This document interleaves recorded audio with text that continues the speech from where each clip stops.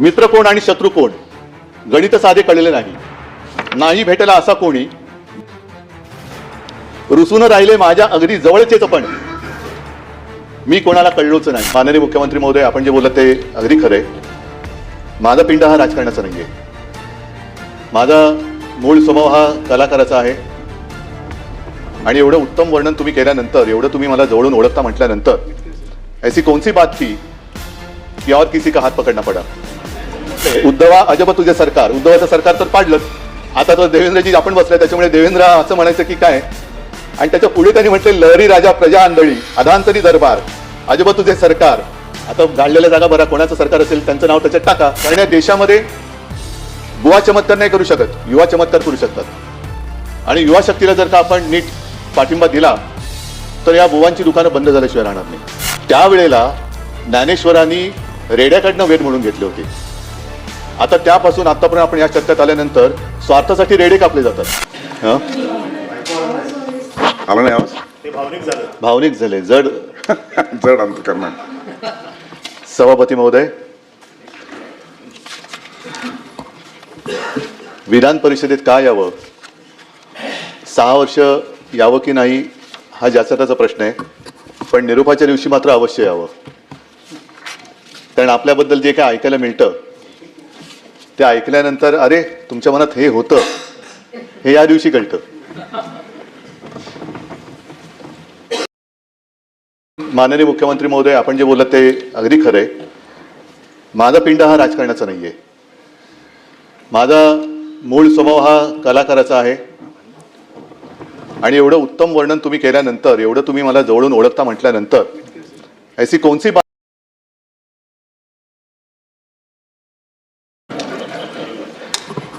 मी या विधिमंडळात आलो तो मुख्यमंत्री म्हणून आलो आणि काही गोष्टी अशा असतात आयुष्यामध्ये घडतात की आपले ध्यानीमनी नसतं आणि अचानक ती जबाबदारी येते। जबाबदारी आल्यानंतर त्यातून पळ काढणं हे काय मर्दाचं लक्षण नसतं। ती जबाबदारी स्वीकारली आणि मला पहिल्या प्रथम सगळ्यांना धन्यवाद द्यायचे आहेत। ते म्हणजे सर्व माझे त्यावेळेचे आजी माजी सहकारी जे आहेत, मंत्रिमंडळात होते, त्याच्यानंतर सगळे शासकीय अधिकारी, मुख्य सचिवांपासून इतर सगळे सचिव, त्याच्यानंतर सगळं प्रशासन, मग महसूल खातं असेल, पोलीस असेल, आरोग्य असेल, सर्वच खात्यांच्या सर्व अधिकाऱ्यांना, अगदी आशा, अंगणवाडी सेविका, सरपंच, सर्वच या अधिकाऱ्यांपासून कर्मचाऱ्यांना मी मनापासून धन्यवाद देतो। कारण एक प्रशासनाचा गंधही नसलेला माणूस अचानक राज्याच्या मुख्यमंत्री पदावरती बसतो आणि तो राज्य चालवतोय, ह्या सगळ्यांच्या सहकार्याशिवाय हे शक्य झालं नसतं। मुख्यमंत्री महोदय, आपण स्वतः मला निरोप द्यायला अगत्याने हजर राहिलात, त्याच्याबद्दल मनापासून धन्यवाद देतोय। आणि मला तोही दिवस आठवला आणि त्या दिवसाची आठवण मी तुम्हाला करून देणार आहे। पण काल एकूण जे काही विधिमंडळात घडलं ते बघितल्यानंतर तो दिवस मला का आठवलं ते सांगतो। कारण आपणच म्हणाला होतात ज्ञानेश्वरांचं भारूड, ताट्याच्या आणीवर वसली 3 गावे, 2 ओसाड 1 वसईची ना। आता त्या गावची पाटीलकी आपल्याकडे। आता ते आणीवरची 3 गावामध्ये एक गाव आणीवर गेलेलं आहे, बाकी गावांचं काय झालं हे त्या गावकऱ्यांना माहिती आहे। आणि साहजिकच आहे, ज्ञानेश्वरांची आठवण आल्यानंतर एक गोष्ट आवर्जून सांगावीशी वाटते की ज्ञानेश्वर महाराज कोणत्या शतकात होऊन गेले, 12व्या 13व्या। त्यावेळेला ज्ञानेश्वरांनी रेड्याकडनं वेद म्हणून घेतले होते। आता त्यापासून आतापर्यंत आपण या शतकात आल्यानंतर स्वार्थासाठी रेडे कापले जातात। हा कोणता कालच्या सभागृहातलं काळजीपूर्वक ऐकलं। नाशिकच्या बाबत जे आपण एक भूमिका घेतली त्याच्याबद्दल मी आपल्याला धन्यवाद देतोय। आणि हे धन्यवाद देत असताना काल आपले एक सिने कलावंत आहेत अतुल कुलकर्णी, त्यांचं एक चांगलं वक्तव्य आहे की जे पकडले जातात ते भोंदू, पण जे पकडले जात नाहीत त्या महाराजांचं काय करायचं। मला असं वाटतं आपण सगळे एकत्र मिळून एक भूमिका घ्यायला पाहिजे।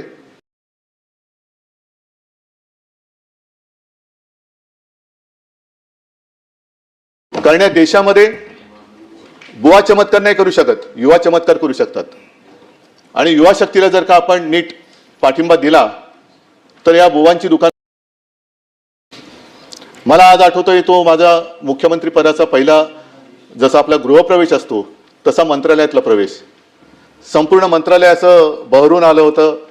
खिडक्यातनं लोक डोकावत होती, काही पॅराफिटवर उभी होती, काही बाहेर आली होती. सगळ्यांच्या चेहऱ्यावरती एक आनंद होता. तो आनंद बघून मी तो क्षण विसरू.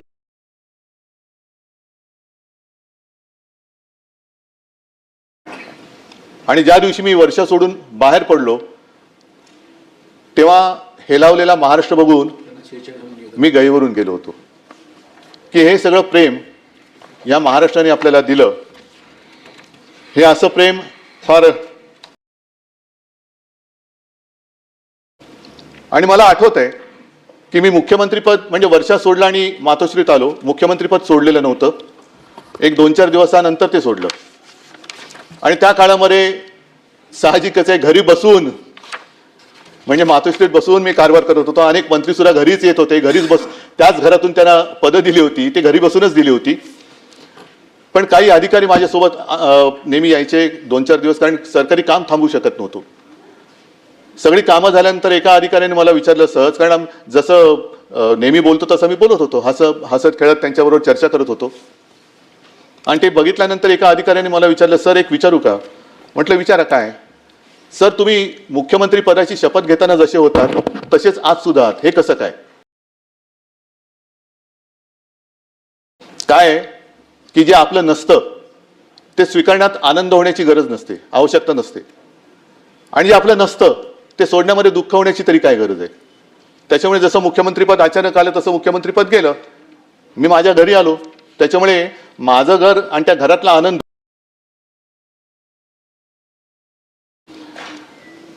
योगायोग आणखीन एका गोष्टीचा आहे की आज 24 मार्च. 24 मार्च म्हणजे आपल्या 6 वर्षापूर्वी माननीय पंतप्रधानांनी देशभरामध्ये अचानक लॉकडाऊन जाहीर केला होता. त्याचा आजचा 6वा काय स्मृती दिन म्हणा किंवा काही म्हणा. म्हणजे जिथपासून माझं काम खरं सुरू झालं त्या दिवशी मी सभागृहाचा निरोप घेतोय. आणि या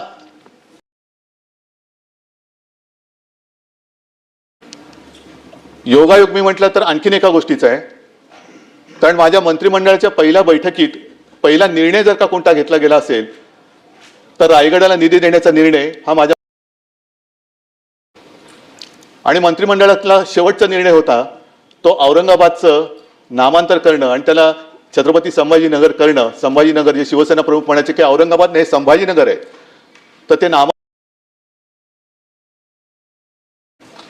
पण ह्या मधल्या 2.5 वर्षामध्ये जो काही कालखंड होता तो फार भयानक होता. संकटामागून संकट येत होती. कोरोनासारखं भयानक संकट जे कोणाच्याही आयुष्यात कधी येऊ नये अशी साथ जर का आपण इतिहासात डोकवलं तर 100 वर्षापूर्वी आली होती. आणि त्यावेळेला असं म्हणतात स्पॅनिश फ्लू. त्यावेळेला असं म्हणतात की पहिलं महायुद्ध संपल्यानंतर त्या महायुद्धात वाचलेले सैनिक जे घरी गेले ते युद्धात नाही गेले पण त्या साथीमध्ये गेले. त्याही वेळेला त्याचा काही अंदाज कोणाला आला नव्हता आणि याही वेळेला कोणाला अजून अंदाज आलेला नाही. आरोग्य व्यवस्था वाढवायची कशी? आणि त्याही बाबतीत मला एका गोष्टीचं समाधान आहे की सर्व सहकार्यांनी मंत्रिमंडळातल्या सुद्धा आणि सर्व सरकारी जी काही यंत्रणा आहे त्यांनी सहकार्य केलं. एक टास्क फोर्सची आपण निर्मिती केली. कदाचित देशामध्ये आपलं राज्य पहिलं असेल की त्यांनी कोरोनासाठी टास्क फोर्सची निर्मिती केली. पेशंटचे बेड रुग्णशय्या वाढवल्या. आपण जवळपास 3.5 लाखाच्या वरती नेल्या होत्या. आता 6 वर्षापूर्वी ऑक्सिजन सिलेंडरची कमी होती आणि 6 वर्षानंतर आज गॅस सिलेंडरची कमी आहे. हा पण एक विचित्र योगायोग आहे. आपल्या कोरोनाबद्दलचं जे एक युद्ध होतं, कोरोनासोबतचं युद्ध होतं आणि त्याच्यात वाखाणली गेली ती आपली एक कामगिरी मुंबई मॉडेल या नावाने. मुंबई मॉडेलची त्याची वाखाणणी ही जगभर झाली. अगदी WHO सुद्धा केली. न्यूयॉर्क टाइम्समध्ये सुद्धा त्याच्याबद्दल माहिती आली, बातमी आली. विशेषतः धारावीमध्ये लागण झाल्यानंतर एवढी गच्च असलेली धारावी, त्यावेळेला धारावीकडे कोणाचंही लक्ष नव्हतं. आता ते झाल्यानंतर तिकडे सगळ्यांचं लक्ष जायला लागलेलं आहे. ही एक जी काही वृत्ती असते की संकटात असताना कोणी धावून येत नाही. पण कोरोनामध्ये आपल्या महाराष्ट्राने जे काम केलं त्या कामाचं कौतुक तसं कोणी केलं नाही. इतर राज्यांमध्ये आपण बघितलं की उत्तर प्रदेशमध्ये गंगेमध्ये शव वाहत होती, मृतदेह वाहत होते, गुजरातमध्ये सार्वजनिक चिता पेटल्या जात होत्या, पण महाराष्ट्रामध्ये अशी कोणत्याही मृतदेहाची अवहेलना ही आपण होऊ दिली नाही. जिथे जिथे शक्य असेल तिथे तिथे आपण औषधोपचार दिले आणि जास्तीत जास्त जीव वाचवण्याचे आपण प्रयत्न केले. त्याच्यानंतर कुठेही आकडा आपण लपवला नाही. हे सुद्धा मी म्हणेन आपल्या त्या सरकारचं एक वैशिष्ट्य होतं. कोरोनाचा काळ जेवढं त्याच्यामध्ये बोलत जावं तेवढं त्याच्यावरतीच तो विषय जाईल. पण मुख्यमंत्री महोदय, मला आपल्याला एक विनंती करायची, जे माझ्याकडनं राहून गेलो त्या काळामध्ये करता येऊ शकलं नाही, त्या सगळ्या कालखंडाचं जर काही डॉक्युमेंटेशन केलं, त्याच्यामध्ये कोणत्याही व्यक्तीचं काही वैशिष्ट्य सांगण्याची आवश्यकता नाही, पण स्पॅनिश फ्लूच्या बाबतीत जसं कोणताही आपल्याला संदर्भ सापडत नाही, तसं विशेषतः कोरोना काळामध्ये महाराष्ट्राने काय काम केलं, कशी ट्रीटमेंट दिली, ऑक्सिजन कसा आणला, मास्क कसे मिळवले, कशी खबरदारी घेतली, माझे कुटुंब माझी जबाबदारी असेल आणि इतर सगळ्या गोष्टी असतील, हे सगळं जर का एकत्रित झालं तर पुढे अशी साथ येऊ नये, पण जर का आली तर आपण काय काय खबरदारी घ्यायला पाहिजे याचं एक मार्गदर्शन होईल, म्हणून माझी एक आपल्याला विनंती आहे. त्याच्यानंतर याला आयुष्यातलं एक समाधान मानावं अशी एक गोष्ट नक्की मी केली, ती म्हणजे कोणीही न मागता, कोणताही अभ्यास न करता आपल्या अन्नदात्याची मी कर्जमुक्ती केली. 2 लाखापर्यंतचं पीक कर्ज हे महाविकास आघाडीच्या सरकारच्या माध्यमातून मी केलं आणि त्याबद्दल मला नक्कीच एक समाधान आहे. कोणतेही त्याला त्रास न देता, अटीतटींचा सामना करायला न लावता 2 वेळा तो त्या केंद्रात गेल्यानंतर त्याच्या खात्यामध्ये पैसे जात गेले आणि तो कर्जमुक्त झाला. दुर्दैवाने नंतर कोरोनाची साथ आली, त्याच्यामुळे प्रोत्साहनपर राशी जी द्यायची असते ती राहिली, ती आता मला वाटतं आपलं सरकार देते. आणखीन एक चांगलं काम केलं ते म्हणजे गोरगरिबांसाठी शिवभोजन. आता त्याची परिस्थिती काय मला कल्पना नाही, पण 10 रुपयामध्ये शिवभोजन देणं हे सुरू केलं आणि त्याची अंमलबजावणी 2.5 वर्ष तरी आम्ही करून दाखवली होती. अशा अनेक गोष्टी केल्या आणि कोरोनामध्ये सुद्धा संपूर्ण हाहाकार उडालेला असताना कुठेही आपण महाराष्ट्र थांबू नव्हता दिला. शेतकऱ्यांची कामं तर सुरू होतीच, परंतु परदेशी गुंतवणूक सुद्धा उद्योगधंद्यामध्ये आपण आणली होती, MOU पण झाले होते आणि काही गुंतवणूक प्रत्यक्षात आली सुद्धा होती. कोणतेही असं क्षेत्र नव्हतं की जिकडे महाराष्ट्र थांबला होता. अगदी हिंदू हृदय सम्राट शिवसेना प्रमुख समृद्धी महामार्ग तो सुद्धा आपण त्या काळामध्ये सुद्धा चालू ठेवला. मुंबईचा कोस्टल रोडचं काम सुरू ठेवलं, अटल सेतूचं काम सुरू ठेवलं, मेट्रोचं काम सुरू ठेवलं. कोणतेही काम त्याला आपण बंद केलेलं नव्हतं, ते चालू ठेवलं होतं आणि कुठेही पैशाची कमतरता असताना सुद्धा पैसा कमी पडू दिला नव्हता. मला असं वाटतं हे एक माझ्या आयुष्यातलं एक सर्वात कठीण काळातलं कठीण काम होतं आणि काही गोष्टी ज्या केल्या त्याच्याबद्दल मला नक्कीच अभिमान आहे की मी मुख्यमंत्री असताना आपल्या राज्यामध्ये मराठी भाषेची सक्ती, मराठी भाषा सक्तीची केली. आपल्या मातृभाषेची, आपल्या ज्या राज्यात राहतो, आमचा दुसऱ्या कोणत्याही भाषेबद्दल काही आकस नाहीये, पण प्रत्येक राज्याला जर त्याची भाषा दिलेली असेल तर त्या राज्यामध्ये ती भाषा ही आलीच पाहिजे, म्हणून आपण या राज्यामध्ये मराठी सक्तीची केली. त्याबद्दल मला एका गोष्टीचा नक्कीच अभिमान आहे. आणि इतर जी 2 कामं आहेत ती मुख्यमंत्री महोदय, मी परत आपल्याला विनंती करीन की एक मराठी भाषा भवन आणि चौपाटीला आपण मराठीचं रंगभूमीचं दालन हे करायचं आपण ठरवलं होतं. ते एक त्याच्याबद्दल सुद्धा आपण जर का काही केलं. आणि वरळी डेअरी आहे तिकडे जागतिक दर्जाचं एक पर्यटन केंद्र, मुंबईच्या पूर्व किनाऱ्याला सुद्धा एक पर्यटन केंद्र, अशी अनेक कामं, अनेक गोष्टी आम्ही त्यावेळेला केल्या. आणि साहजिकच आहे की ही कामं करत असताना शेवटी पैशाची चणचण, पैसा कमी पडता कामा नये, त्याचा जमा खर्च हा कसा करायचा हे एक फार मोठं काम असतं. आणि तिथे आता माननीय उपमुख्यमंत्री जी आपण जे बोललात, अजितदादा यांनी खंबीर साथ मला दिली. त्याच्यामुळे त्यांचं सहकार्य हे मी कधीच विसरू शकत नाही. आणि तो जो स्नेह आमचा वाढला तो त्यामुळेच वाढला कारण चांगल्या कामाला कधीच अजितदादांनी, म्हणजे तेव्हा काही जण तक्रार करत होते की अजितदादा आम्हाला पैसे देत नाहीत, आम्हाला निधी देत नाहीत, परंतु माझ्या आठवणीत तरी अशी कोणतीही गोष्ट नव्हती की एखादं चांगलं काम आहे आणि त्याला दादांनी आडकाठी केलेली, असं कोणतंच काम नव्हतं. त्याच्यामुळे मला खास त्यांची आज आठवण तर येते, कारण या सगळ्या जो काही कालखंड आहे त्याच्यात ते एक मजबूत खांबासारखे माझ्यासोबत उभे राहिले आणि इतरही माझे सगळे मंत्री त्यावेळेला सोबत उभे राहिले. त्याच्यामुळे त्यांना सुद्धा मी धन्यवाद देतोय. आता साहजिकच आहे की या विधान परिषदेचं जे काही महत्त्व आहे त्या विधान परिषदेच्या महत्त्वाबद्दल मी मुद्दामून का सांगतोय, कारण हे सभागृह हे वरिष्ठ सभागृह, वरिष्ठांचं म्हणजे त्याला जर का विधानसभेमध्ये एखादी गोष्ट घाई गडबडीमध्ये मंजूर झाली तर त्याचा पुनर्विचार करण्यासाठी हे सभागृह निर्माण करण्यात आलेलं आहे. आणि या सभागृहामध्ये साधारणतः कोण येतं तर विविध क्षेत्रातले जे सामाजिक, आता आपण ज्यांचा उल्लेख केला आजही आहेत, नाही अशातला भाग नाही, पण याच्यामध्ये साहित्यिक आहेत, विचारवंत आले पाहिजेत, शिक्षक मतदारसंघात येतात, त्याच्यानंतर काही समाजसेवक आहेत, विविध क्षेत्रातले जे मान्यवर आहेत की ज्यांच्याकडनं काहीतरी विचार आपण घ्यावेत आणि आपल्या कारभारात सुधारणा करावी, असे विचारवंत हे मग नामनिर्देशित असतील किंवा त्यांच्या वेगवेगळ्या मतदारसंघातल्या निवडणुकांमधून असतील, हे या सभागृहात अपेक्षित असतात. आणि या सभागृहामध्ये ठीक आहे, आज आम्हाला निरोप देत आहेत, प्रत्येकजण इकडे येतो आणि काही ना काहीतरी देऊन जातो. आम्ही काय दिलं हे आम्ही काय सांगण्यासारखी गोष्ट नाही, ते जर काय दिलं असेल तर काय असेल ते असेल. पण यापूर्वी जे सदस्य या सभागृहात येऊन गेले आणि त्यांनी ज्या काही गोष्टी इकडे दिलेल्या आहेत, माझी आपल्याला विनंती आहे की मी एकूण जे काही मधल्या काळामध्ये सगळा कारभार बघतोय, याही सभागृहाचा, खालच्या सभागृहाचा, सदस्य जे निवृत्त होत आहेत त्यांना आपण निरोप जरूर द्यायला पाहिजे, कारण ती त्यांची तेवढी टर्मच असते. पण आजपर्यंत ज्या दिग्गजांनी जे आपल्याला संस्कार दिलेत आणि परंपरा दिले, त्याला मात्र या सदस्यांनी, जसं हे सभागृह कधी विसर्जित होत नाही, तसंच त्यांनी दिलेले संस्कार आणि परंपरा याला सुद्धा आपण कधी निरोप देता कामा नये, ह्याची खबरदारी आपण सगळ्यांनी घ्यायला पाहिजे. आणि या सभागृहामध्ये जर का थोडीशी एक जुनी नामावली काढली तर अगदी सुरुवातीपासून पद्मभूषण शकुंतला परांजपे, रँगलर परांजपे यांच्या कन्या, ज्यांनी स्त्री महिला क्षेत्रामध्ये फार महत्त्वाचं काम केलं, विशेषतः कुटुंब नियोजन असेल आणि महिला शिक्षण असेल, याच्यावरती त्यांचं योगदान हे फार महत्त्वाचं आहे. म्हणजे त्यांनी एकूण महिला हक्क, कुटुंब नियोजन, शिक्षण, आरोग्य याच्यावरती त्यांनी सुद्धा प्रभावी भाषणं आणि काही लोकसंख्या नियंत्रणाला एक त्या धोरणाला आकार देण्याचं काम त्यांनी केलं. त्याच्यानंतर असे अनेक जण आहेत. विस पागे हे सुद्धा सभापती होते आणि त्यांनी रोजगार हमी योजनेचे ते जनक, त्यांनी सुद्धा ती योजना दिली. म्हणजे असं कोणी, सगळेजण काही ना काहीतरी आपल्याकडे देऊन गेलेले आहेत. स्वातंत्र्य सैनिक होते ते आणि या परिषदेचे पहिले दीर्घकाळ राहिलेले ते सभापती होते. त्याच्यानंतर एक थोडंसं वेगळं उदाहरण मी आपल्याला देणार आहे, ते म्हणजे विठ्ठलराव हंडे, विरोधी पक्ष नेते होते, शेतकरी कामगार पक्षाचे. आणि इगतपुरीचा प्रसिद्ध जो लढा होता तांदळाचा, कारण हा वाद जुना आहे, त्यावेळेला ते एक राज्याची एक मांडणी होती, त्याच्यामध्ये गुजरातला शेतकऱ्याच्या तांदळाला जास्त भाव मिळतोय आणि माझ्या महाराष्ट्रातल्या तांदळाला कमी भाव मिळतोय, म्हणून विठ्ठलरावनी लढा उभा केला होता. आणि ते विठ्ठलराव या सभागृहाचे विरोधी पक्ष नेते होते.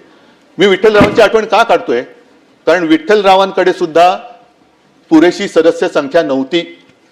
आपण रेकॉर्ड जर का माझं मी बोलत असेल तर मला बरोबर करा, आणि जर बरोबर बोलत असेल तर त्यावेळेला जसं झालं होतं तसं कृपा करून करा.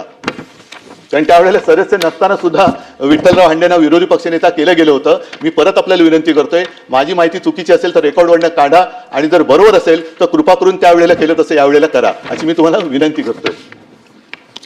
नंतर शिवसेनेकडनं सुद्धा खूप दिग्गज इकडे येऊन गेले. अगदी माजी मुख्यमंत्री, माजी लोकसभेचे अध्यक्ष पद्मभूषण मनोहर जोशी, सुधीर भाऊ जोशी, दत्ताजी साळवी, दिवाकर रावते, सुभाष देसाई, अरविंद सावंत, विनायक राऊत, विलास अवसट, विलास पोतनीस, रवींद्र मिर्लेकर, अगदी कवी शांताराम नांदगावकर सुद्धा आम्ही या सभागृहात पाठवले होते. प्रमोद नवलकर बोलला ना, प्रमोद नवलकर, हे सगळेजण आपापल्या परीने काही ना काहीतरी इकडे देऊन गेलेले आहेत.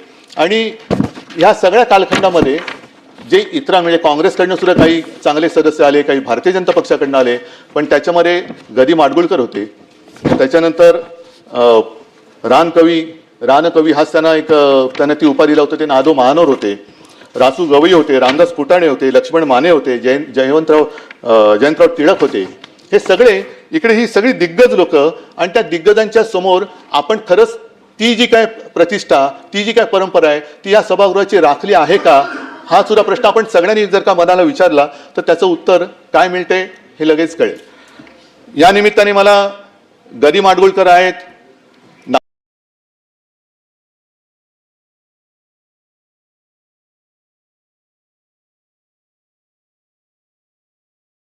गदी माडगुळकर म्हटल्यानंतर त्यांचं एक गाणं प्रसिद्ध आहे. आता आज तर उद्धव ठाकरेंना निरोप देत आहेत, पण त्यांचं एक गाणं आहे, उद्धव वेगळा होता. पण त्यांनी त्यावेळेला केलेल्या सरकारचं वर्णन आजच्या सरकारला लागू पडतंय का? आता त्याच्यात त्यांनी म्हटलंय, उद्धवा अजब तुझे सरकार. उद्धवाचं सरकार तर पाडलं, आता तो देवेंद्रजी आपण बसलाय, त्याच्यामुळे देवेंद्र असं म्हणायचं की काय. आणि त्याच्या पुढे त्यांनी म्हटले, लहरी राजा प्रजा आंधळी अधांतरी दरबार अजब. आणि पुढची कविता म्हणा, लबाड जोडती इमले माड्या, गुणवंतांना मात्र झोपड्या, पतिव्रतेच्या गळ्यात धोंडा, वेश्येला मणिहार. आजोबा तुझे सरकार, ही पूर्ण कविता आहे. पाहिजे असेल तर आपल्याला पाठवून देतो. त्याच्यानंतर गदी माडगुळकरांनी आणखी एक फार चांगली कविता लिहिलेली आहे.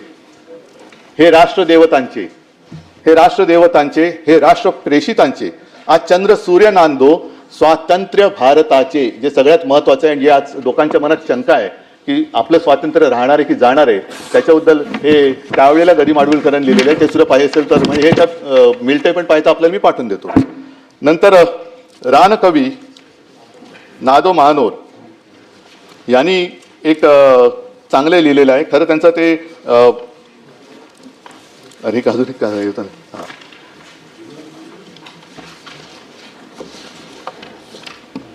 याच्यात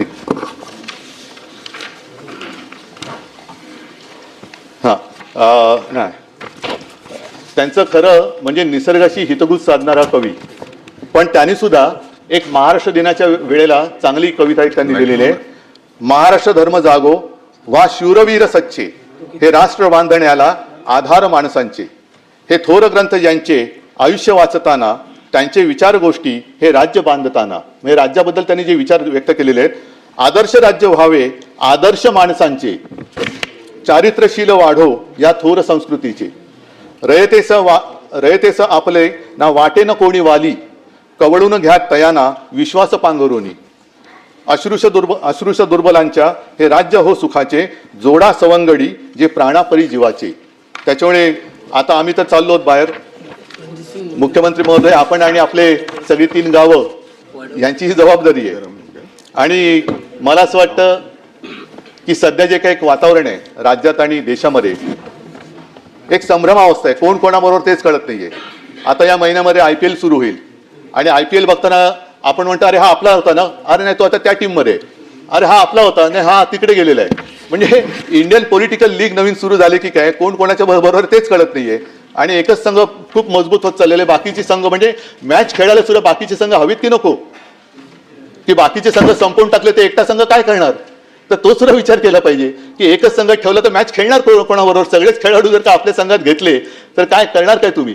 त्याच्यामुळे मला असं वाटतं एका सुदृढ लोकशाहीसाठी ही संभ्रमावस्था सगळ्यांनी संपवणं गरजेचं आहे. आणि जनतेचा आपल्याबद्दलचा जो विश्वास आहे, जनतेला असं वाटतं की राजकारणासाठी काही करू शकतायत, पण आपल्यासाठी सुद्धा हे काहीतरी करू शकतात, हा विश्वास आपण जनतेच्या मनात निर्माण करण्याची आज गरज आहे. आणि ही संधी सगळ्यांनाच मला असं वाटतं मिळत नाही. ही ज्यांना मिळते त्यांनी त्या संधीचा नक्कीच उपयोग करायला पाहिजे. ठीक आहे, दिवस येतात दिवस जातात, सत्ता येते सत्ता जाते, काळ येतो काळ बदलतो, सर्व गोष्टी बदलत असतात. पण आपल्याला धीर धरायला पाहिजे, एक संयम बाळगायला पाहिजे. कारण आपण म्हणतो की सूर्य पूर्वेला उगवतो, पण सूर्य जेव्हा दक्षिणायन आणि उत्तरायण करतो तेव्हा उगवतीची पूर्व सुद्धा बदलत असते. ती पूर्व राहत नाही, सूर्य जिथून उगवतो ती पूर्व. आणि हे सगळं बदलत असताना आपण ठरवायला पाहिजे की आपण प्रवाहाबरोबर वाहत जायचं, लाटेबरोबर वाहत जायचं, की ठामपणाने थांबून प्रवाह योग्य दिशेने वळवायचं. हे ज्याचं त्यांनी ठरवणं हे आवश्यक असतं. आणि जे असे लाटेबरोबर वाहत जातात त्यांच्यासाठी म्हणजे काही स्वतः काही करत नाही पण लाटेबरोबर वाहत जायचं, तर त्यांच्यासाठी विंदा करंदीकर यांनी एक फार छान लिहिलेलं आहे. त्यांनी असं लिहिलंय की ही लाट आहे तोवरी, खुशाल तू गाजून घे, गाजण्याला अर्थ कितीसा ते जरा समजून घे. म्हणजे तू गाजतोयस, त्या लाटेवर आहेस म्हणून गाजतोयस, लाट गेल्यानंतर काय करशील. तर या काही गोष्टी त्यांनी फार छान लिहिलेल्या आहेत. म्हणजे आपण या सगळ्यांकडनं काही ना काहीतरी घेतलं पाहिजे आणि त्यातल्या थोड्या जरी गोष्टी आपण आपल्या वागणुकीत आणू शकलो तरी महाराष्ट्र आपल्या देशातलं जे एक सर्वोत्तम राज्य आहे ते आणखीन चांगलं राज्य होईल. विंदा करंदीकरांनी आणखीन पुढे जे लिहिलेलं आहे ज्याचा मला उल्लेख करावा असं वाटतो की केले कुणास्तव ते किती हे कधी मोजू नये, होणार त्याची विस्मृती त्याला तयारी पाहिजे, जो अनुभव मी घेतोय. डोक्यावरी जे घेऊनी आज येथे नाचती, घेतील ते पाय तळी त्याला तयारी पाहिजे. हे सगळं आयुष्य आहे. म्हणजे जे डोक्यावर घेऊन नाचतात तेच एक दिवस आपल्याला पायतळी तुडवायला बघत नाहीत, कारण त्यांना स्वतःला जेव्हा काही पाहिजे असतं त्यावेळी ते कोणी काय दिले हे काही न बघता ते आपल्याला सरळ तुडवून पुढे जात असतात. आणि हे विंदांचं झाल्यानंतर एक सुरेश भटांची मोठी कविता, त्यातली 4 ओळी मी मुद्दामून सांगतो, जी कदाचित म्हणजे मलाही वाटलं की इकडे वाचावी. मित्र कोण आणि शत्रू कोण गणित साधे कळले नाही, नाही भेटला असा कोणी ज्याने मला छळले नाही, रुसून राहिले माझ्या अगदी जवळचेच पण मी कोणाला कळलोच नाही. हे सुरेश भटांची कविता आहे. आणि मला असं वाटतं की हे जरी खरं असलं तरी मला जी काय संधी मिळाली होती त्या काळात जे मी केलं ते प्रामाणिकपणाने केलं, आणि ते प्रामाणिकपणाने केलं म्हणून महाराष्ट्रातली जनता मला त्यांच्या कुटुंबातली एक सदस्य मानते. मी या मायबाप जनतेला मानाचा मुजरा करून आपल्या सर्वांचा या सभागृहात निरोप घेतोय. जसं मुख्यमंत्री महोदय आपल्या आधी मी जेव्हा आलो तेव्हा तुमच्या आधी मी जे बोलत होते त्यांचं थोडंसं ऐकलं की कुठे भेटू. मी मुख्यमंत्री महोदय थोड्या वेळाने आपल्याला भेटायला येणार आहे, पण काही जणांना रणांगणात, काही जणांना कुठे, आणि काही जणांना असं वाटतं की इथे भेटलात तर अशी काही लोक आहेत. असो, मी या सभागृहात सर्वांना धन्यवाद देतो. आणि माझ्यासोबत जे इतरही सदस्य निवृत्त होत आहेत त्यांना सुद्धा मी भावी त्यांच्या कारकिर्दीसाठी खूप खूप शुभेच्छा देतो, शुभेच्छिंततो आणि आपला निरोप घेतो. धन्यवाद. महाराष्ट्र विधान परिषदेच्या 9 सदस्यांचा कार्यकाळ आज संपत असून सभागृहात आज निरोप समारंभाचं आयोजन करण्यात आलं होतं. यावेळी बोलताना राज्याचे माजी मुख्यमंत्री आणि उद्धव सेनेचे प्रमुख उद्धव ठाकरे अत्यंत भावुक झाल्याचं पाहायला मिळालं. ज्या दिवशी खऱ्या अर्थाने माझ्या कामाला सुरुवात झाली होती त्याच दिवशी मी सभागृहाचा निरोप घेतोय अशा शब्दात त्यांनी आपल्या भावना व्यक्त केल्यात. आपल्या भाषणात उद्धव ठाकरे यांनी 6 वर्षापूर्वीच्या आठवणींना उजाळा सुद्धा दिलाय. ते म्हणाले की आज 24 मार्च आहे. 6 वर्षापूर्वी याच दिवशी पंतप्रधान नरेंद्र मोदींनी देशभरात लॉकडाऊन जाहीर केला होता. मुख्यमंत्री म्हणून माझ्या कामाची खरी सुरुवात त्याच दिवसापासून झाली होती. तो काळ अत्यंत विचित्र आणि आव्हानात्मक होता. आज त्याच तारखेला मी या सभागृहाचा निरोप घेतोय हा एक विलक्षण योगायोग आहे. उद्धव ठाकरेंनी आपल्या मुख्यमंत्री पदाच्या कार्यकाळातील महत्त्वाच्या निर्णयांचाही उल्लेख केलाय. माझ्या मंत्रिमंडळाचा पहिला निर्णय रायगड किल्ल्याच्या संवर्धनासाठी निधी देण्याचा होता, तर मंत्रिमंडळातील शेवटचा निर्णय औरंगाबादचं नाव छत्रपती संभाजीनगर करण्याचा होता. 2.5 वर्षाच्या या काळात कोरोनासारख्या अनेक संकटांचा सामना करावा लागला असंही त्यांनी नमूद केलंय. उद्धव ठाकरे यांनी आपल्या भाषणात प्रशासकीय अधिकारी, डॉक्टर आणि कोरोना योद्धाचेही आभार मानलेत ज्यांनी संकट काळात त्यांना साथ दिली होती. आता यावर तुम्हाला काय वाटतं? तुमचं मत कमेंट बॉक्समध्ये लिहायला अजिबात विसरू नका. व्हिडिओ आवडला असेल तर जास्तीत जास्त शेअर करा. आणि आतापर्यंत मराठी जनता आपण आपल्या या चॅनलला सबस्क्राईब जर केलेलं नसेल तर चॅनलला सबस्क्राईब करा.